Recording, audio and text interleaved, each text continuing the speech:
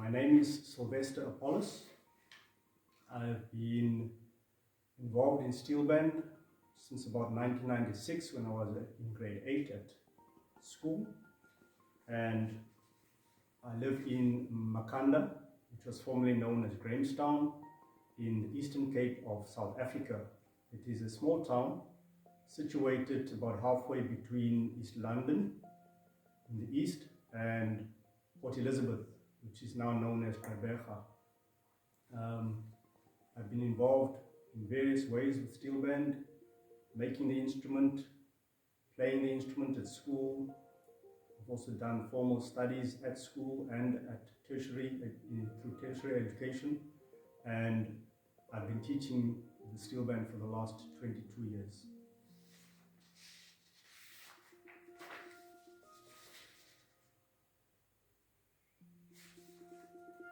When were you first exposed to the Steelpan instrument? Give a prior and post insight to your exposure. So the first time I actually saw a Steelpan instrument was when I was in grade 7. I was attending a children's festival here in Grahamstown, Makhanda, and I had the privilege of seeing the Andrew Tracey Steel Band perform during this festival as one of our workshops that we were doing. The following year, by coincidence, I was in grade 8, and the school that I attended was thinking of actually establishing or starting their own steel band. At that stage, I didn't know at all what steel band was. And so only after seeing the band perform later in that year, I had decided to join the band. So I started playing the instrument in late 1996, and then I formally joined the main school band in 1997 when I was in grade 9. Walk us through your Steelpan journey from when you started and the events and activities, as well as when you decided you would like to take Steelpan seriously. So during 1996, as I said, I started seeing the band perform quite regularly. The first time was about a month after the band had started at school in June 1996. The band had been started in May 1996. Only about a month afterwards they had their first performance. And at that stage I didn't really have much interest in the band. But later in October 1996 we had our school prize giving, and the band performed, and this just caught my eye and my attention to the point that the very next week after the prize giving I decided to join. In fact, I was one of probably about 20 other boys who had caught this interest, and we decided to go and sign up for the band. Unfortunately, the band that was already there, the members who were there, they were preparing for a festival that would take place in Durban. And so we were then placed into the new beginner group for the band. And by the end of that year, after about 7 or 8 rehearsals, we had learned 4 very basic songs, to the point that in the next year, 1997, the very first rehearsal, we then were invited to audition to be part of the main group, of which we did then join. And then from there, in grade 9, we performed so many times, our experience just grew. By the end of grade 9, we also have to decide on our subject choices that we would take up to from grade 10 up to grade 12. And so I had also decided to do music as one of my choice subjects. With music, I have to obviously play an instrument. And at that stage, I had been doing violin, but the difficulty was that I had no violin teacher or a regular teacher that could teach me. And the teachers that were around obviously required tuition. So there was a new development in the education system here in which we had introduced Steelpan now.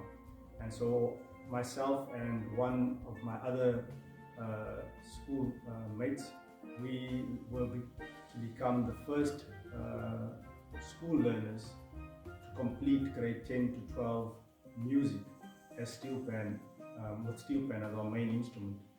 And so he was playing double seconds, I was playing tenor mostly, but I then in my grade 12 examination also played pieces on double second. And so we became the first students to complete grade 12 using Steelpan as our instrument.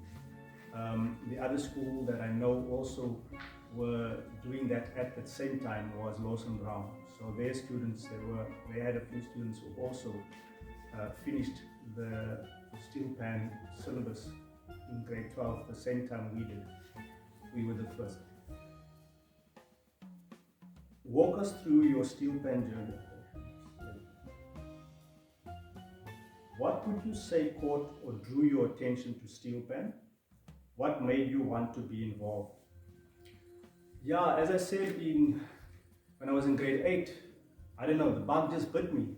I was really interested in this instrument. Obviously, I've got a very big passion for music. I've had so since I was very young.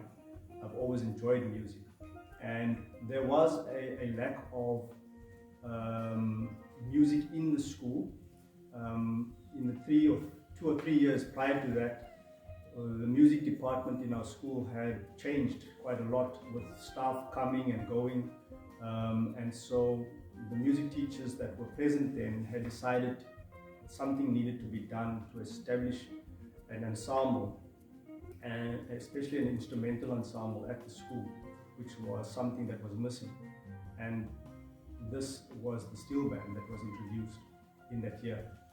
So when I saw the band perform and how lively and how energetic they were and how they enjoyed it, I just had to join.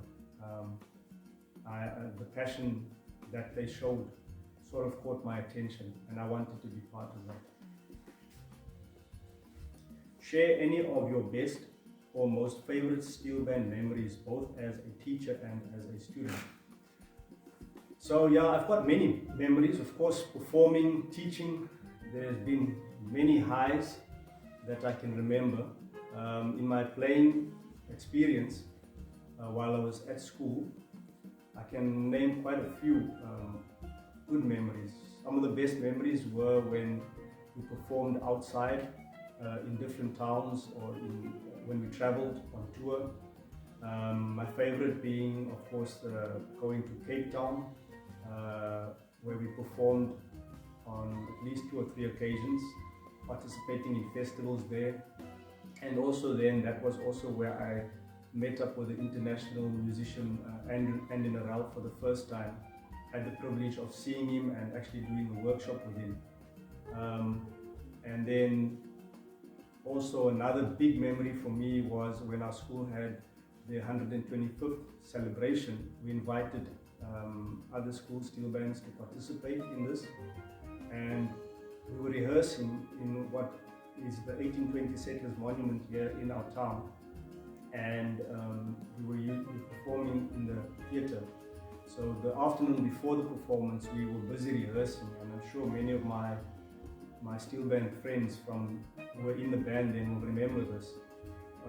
While we were rehearsing, the power in the theatre cut off, and we were playing one of the big panorama pieces, Pan in A minor, and this was right at the beginning when we were doing the introduction. The power failed us and everything went dark, but we didn't stop, and the whole band continued playing through the piece. It was one of the most magnificent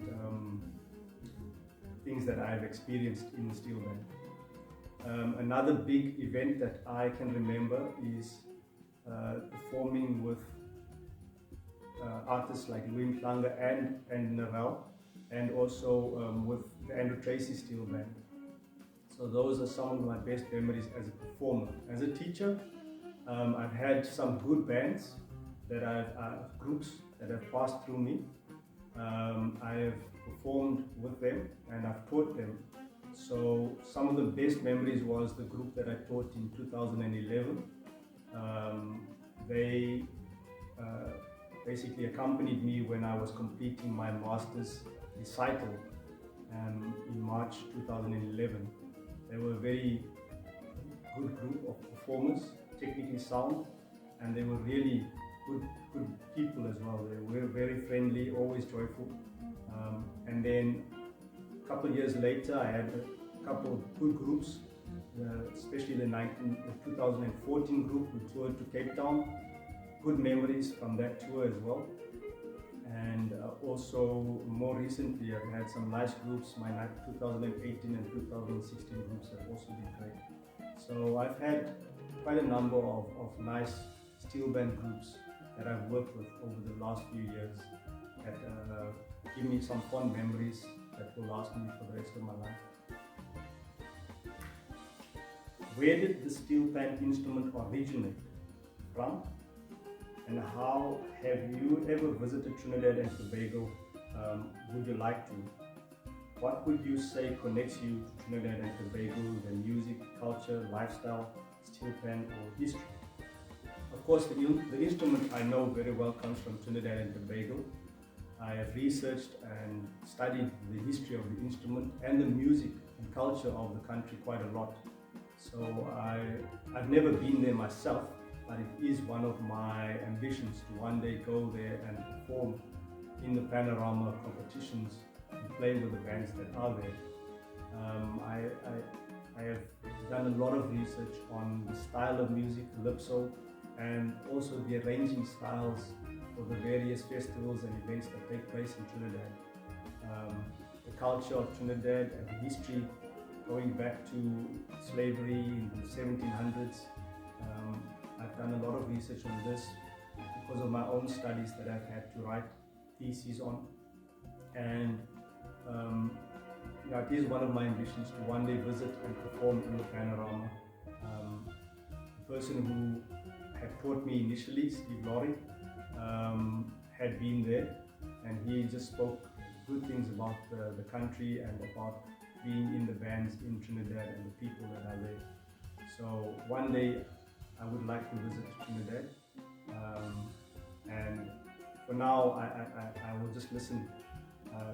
One of my big favorite pastimes is to actually listen to the panorama bands online and listening to the recordings that I have available to me.